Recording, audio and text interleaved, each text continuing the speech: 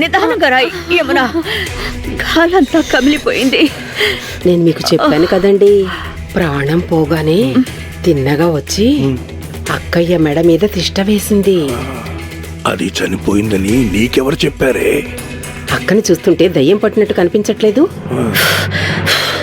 ఊరుకోవే, మా వదిలిని ఇబ్బంది పెట్టేంత ధైర్యం ఉందా దానికి?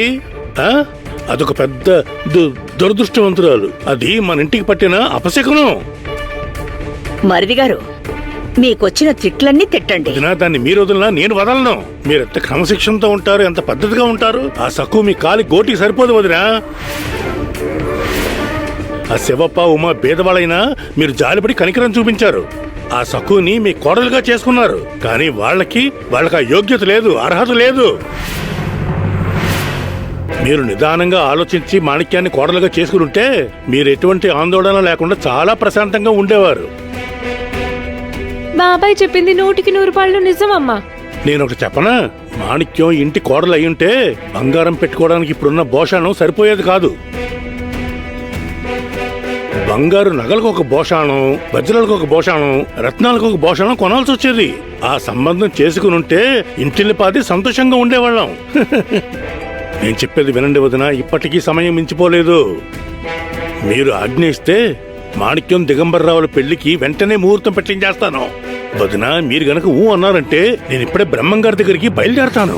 మరిది గారు, మీరు నా మనోధైర్యం పెంచడానికి ఇలా మాట్లాడుతున్నారు కదా, నాకు తెలుసు. మీరు మరీ హడావుడి పడుతున్నారు. ముహూర్తాలు పెట్టిస్తానంటున్నారు. ఇంత తొందర పనికిరాదు. అక్కయ్య గారు మీతో అరిచి మాట్లాడారు అంటే తను మునుపట్లా మారిపోయినట్టే. వద్దు, ఊరుకో.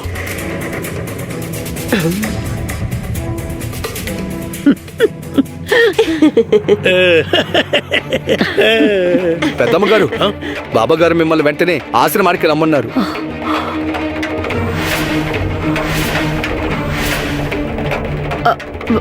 వెంటనే రమ్మన్నారా? పెద్దమ్మ గారు నాతో రండి. వెంటనే ఎందుకు? బాబా గారి అనుమతి లేకుండా మేము చెప్పకూడదు. మీరు వెంటనే నాతో రండి. ఏమండి, మీరు బయలుదేరండి. మా వదిన గారు మీ వెనకే వస్తారు. బాబా ఎదురు చూస్తారు కదా. సరేనండి.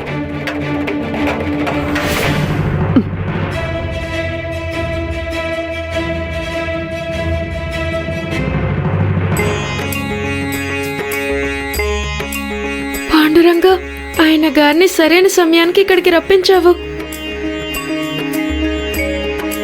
ఆయన గారు నన్ను ఇక్కడి నుంచి తీసుకెళ్తారు. నేను ఇక ఆశ్రమానికి వెళ్ళక్కర్లేదు. భైరవ్ అన్నయ్య, అటు చూడండి, దిగు గారు వస్తున్నారు.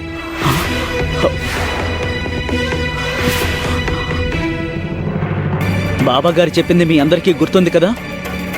మనం సక్కుని ఆశ్రమానికి తీసుకెళ్లకుండా ఎవరు అడ్డొచ్చినా నరికి పారేయమన్నారు.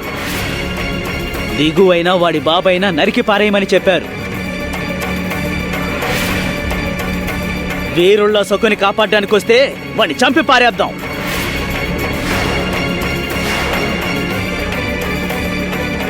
పాండురంగా, ఆయన అటువైపు రాకుండా చూడు. నా ప్రాణాలు పోయినా పర్వాలేదు. ఆయన గారు క్షేమంగా ఉండాలి. వాడు ఇటువైపే వస్తున్నాడు. వాడు ఇటువైపు వచ్చాడంటే నా చేతుల్లో చస్తాడు. వస్తున్నాడు. దక్కోండి మొదల్లో దక్కోండి.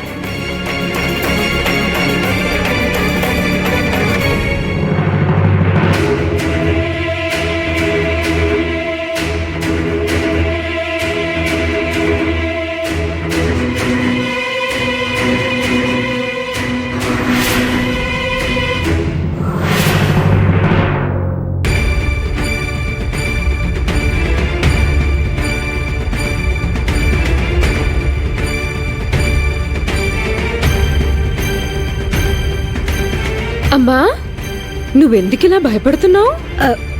లేదే,